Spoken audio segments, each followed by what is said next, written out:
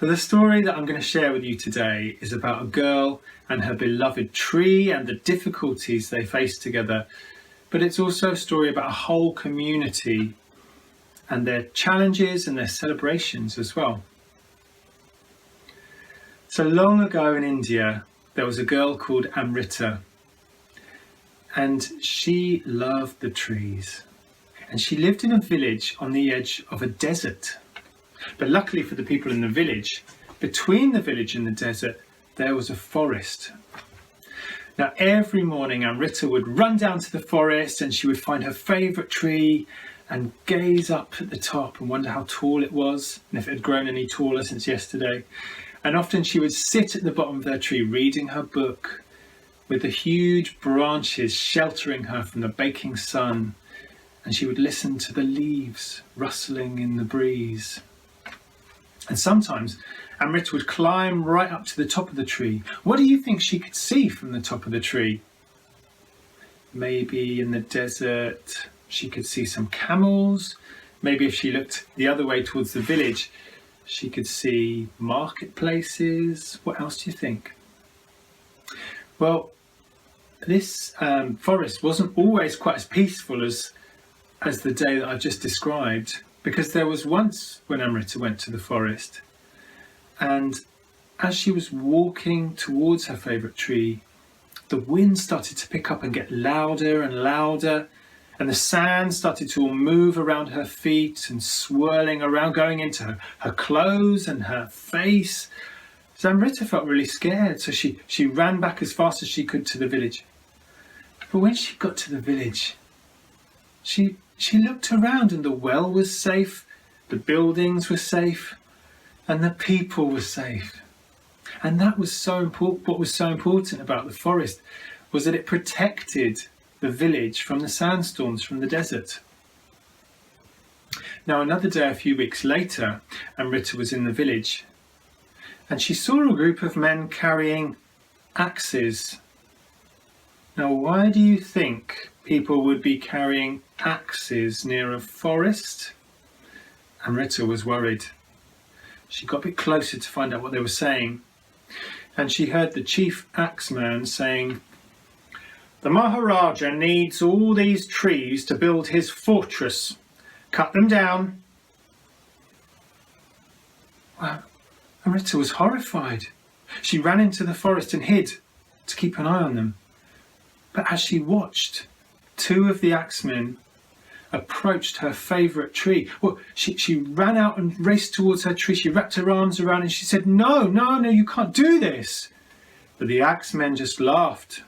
They dragged her away from the tree and chop, chop, chop. And as Amrita watched, her favourite tree came crashing down to the ground. Well, Amrita ran over to her tree and she wrapped her arms around its branches, and her face filled with tears. Well, news of what had happened to Amrita's tree soon reached the village, and the people were so shocked. They all ran together towards the forest, and wherever the axemen approached the trees to chop them down, the villagers would kind of cluster around the trees so they couldn't get to them. Well, the men were getting cross, and the chief axeman said, "The Maharaja will be cross when he hears about this." Well, he was right. Now, the Maharaja was a great prince who ruled over many of the villages around that area. And when he got news about what was going on, he was furious. He was really angry. And he immediately summoned dozens of his soldiers to come, and he got his horse to come really quickly, and he jumped on top of his horse and he said, "Those villagers will pay for disobeying me." And the Maharaja and all the soldiers galloped over towards the village. Well, can you imagine how the villagers felt when they saw this great prince, powerful prince on his horse, and all the soldiers flashing their swords? How do you think they felt when they saw them all coming towards them? They were scared. But one person stood up to the Maharaja. Little Amrita came from behind all the other villagers, and she stepped up and walked towards the Maharaja's horse, and she looked up at him and said, "We couldn't let your men cut down our trees, because we need the trees to shelter us from the desert storms, the sandstorms." The Maharaja looked down at her and he said, "But I need the trees to build my fortress." Amrita said, "But without the trees, we can't survive." The Maharaja wasn't really listening to her. "Chop them down." And then all of a sudden, the soldiers, the axemen, and all the villagers and everybody started running towards the forest, and the axemen were getting ready with their axes to chop down the trees. But then something happened. The wind began to blow harder, and the sand began to all move around their feet, swirling and getting higher and higher. It was going into their clothes and into their beards and into their ears, and the sky became dark, so they could hardly see what they were doing. And of course, they began to run back to the village. But the wind was blowing so hard, some of them had to literally hold on to the trees to stop themselves actually being blown over onto the ground. And eventually the storm began to die down, and they limped back to the village. And the Maharaja had seen all of this. And when they got back to the village, he was thinking hard. And he said to Amrita,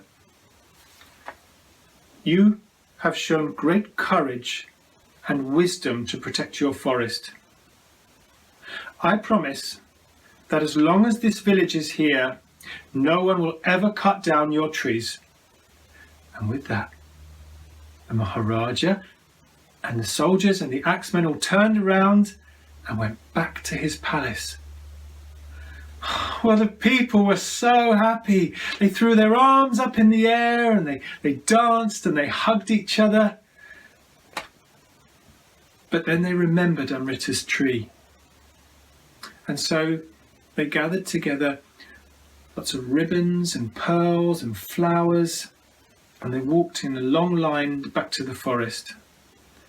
And carefully they decorated Amrita's tree to show and mark what an important place it was.